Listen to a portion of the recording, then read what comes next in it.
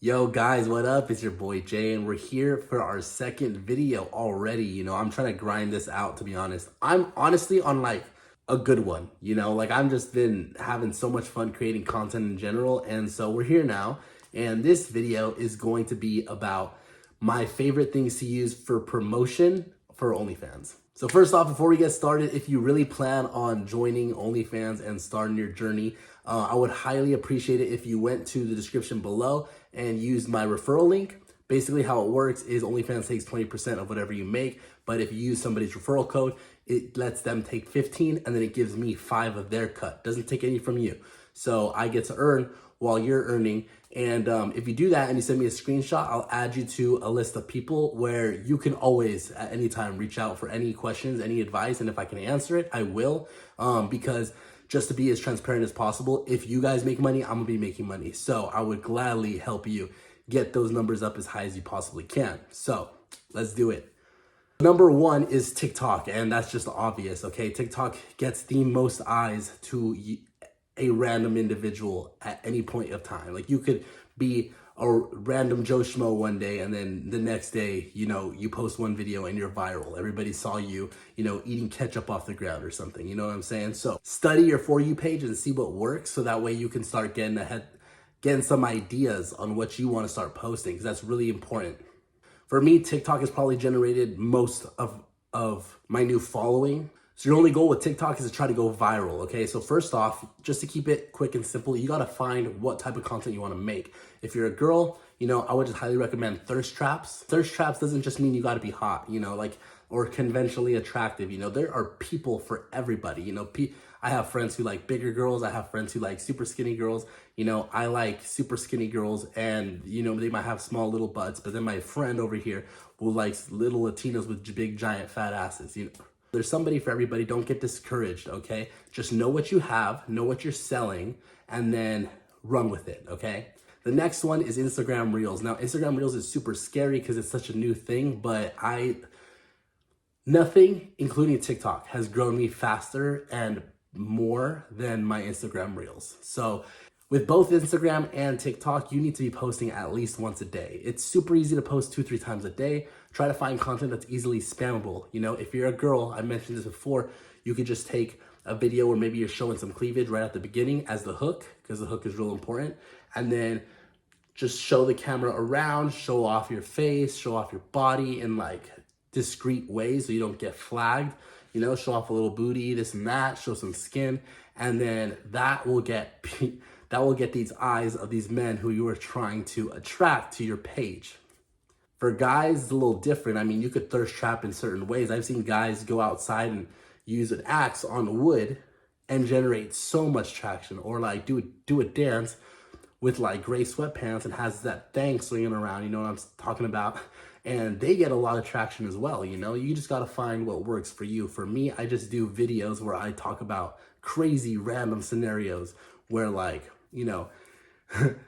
they're little sus scenarios, but it gets these guys' imaginations and fantasies rolling, and then they come to my page. So you just got to find what works for you and something that's easily spammable. You don't want to take too long on your content because it's very common to get discouraged after spending 2-3 days on a video and it getting 200 views, flopping, and it just makes you want to quit, it makes you want to stop doing it altogether.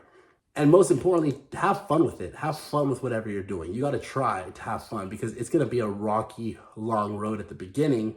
For the most part, you might get lucky, but you got to be able to hang in there and roll with the punches. So you got to be having fun, My third one is honestly dating apps, but I just use Tinder. Now, we can get into morality of it.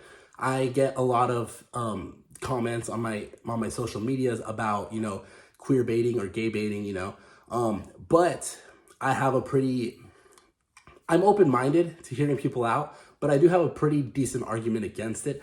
I don't think it should be, because it is a negative connotation on that word. I do not believe it should have a negative connotation. I don't even think the word should really exist if it's going to be used like that. I think it's just marketing, smart marketing. Girls aren't going to buy guys' OnlyFans. They can go get with anybody they want at any moment's notice. There are very few girls who are going to spend money on OnlyFans. I think mine is like 3% or something. The only girls who are going to buy my OnlyFans are ones who were curious to see, maybe I was talking to them or something and they want to see what I'm posting. Like, honestly. So you have to market towards gay men or bi men because that's what they want to see.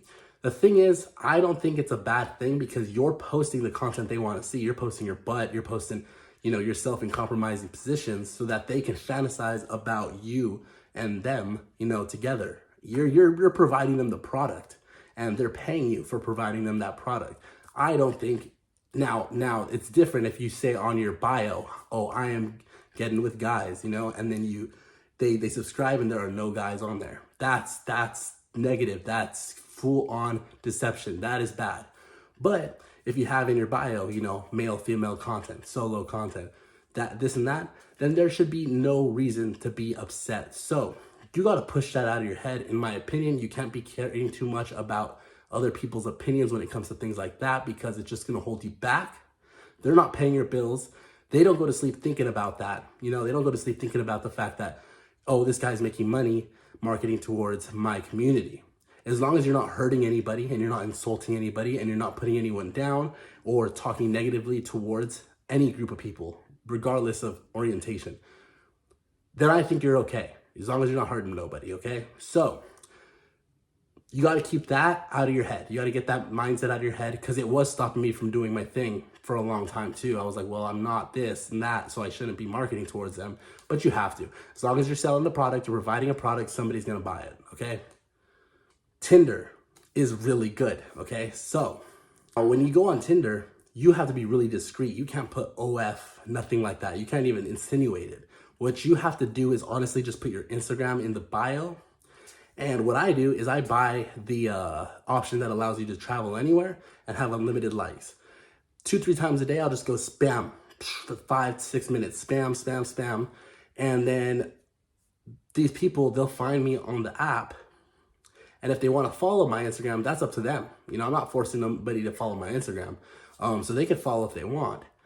Now, if you were to go on these apps and play with these guys' feelings, be like lying to them, that's messed up. You got to think with your moral brain, okay? You don't do that. But if you're not doing that, you're not responding to these guys, you're just advertising yourself online. That's okay, in my opinion. I'm open to debates. I really don't get too passionate about any of these things. And I could be wrong. I'm a human being, But as long as you're not messing with nobody's feelings and hurting nobody, you're okay. So I use Tinder frequently. I get a lot of matches on there, a lot. Like every day I have like 200-300. I'm sure people are going to my Instagram. And then basically, look, let me expose myself. When I was using Tinder back in right after high school, haven't used that in forever, I would come across some really hot sorority chick or something, right? And she has Alpha Phi with her right? And I'd maybe match with her. I'd send her a message, she'd never respond. And I'd go follow her Instagram thinking I had a chance. Maybe she forgot. Maybe she forgot to respond to me. Maybe she just didn't see it. Like she's not on her phone the whole day, And then I'm following them for a year later and I never even know. And I just keep following them because I think they're hot, There's nothing wrong with that. It's like, oh man, I wish something happened there, but tough luck, dude. It's not gonna happen all the time. They're smart for that. They're building their Instagram. Do the same thing, bro.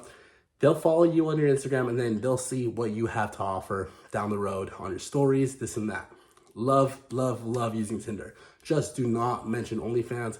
Keep your Tinder profile completely clean and do not play with these guys' feelings. 4 is Twitter. Twitter, dude. Oh my gosh, Twitter.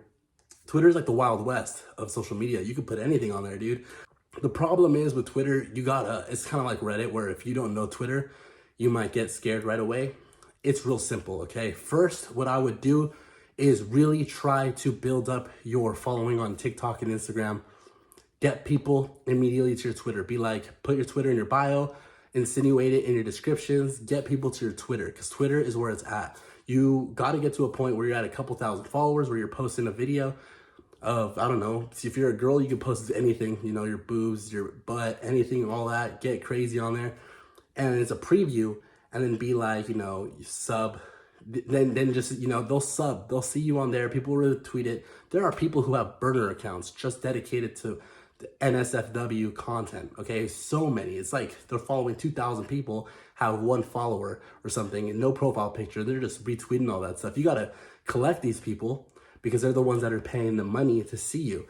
So be yourself on there. Try to make them get to know who you are as a human being. Learn about them, you know, interact with them, respond to their comments. Use Twitter, because you got to try to build, but you got to try to build that up first.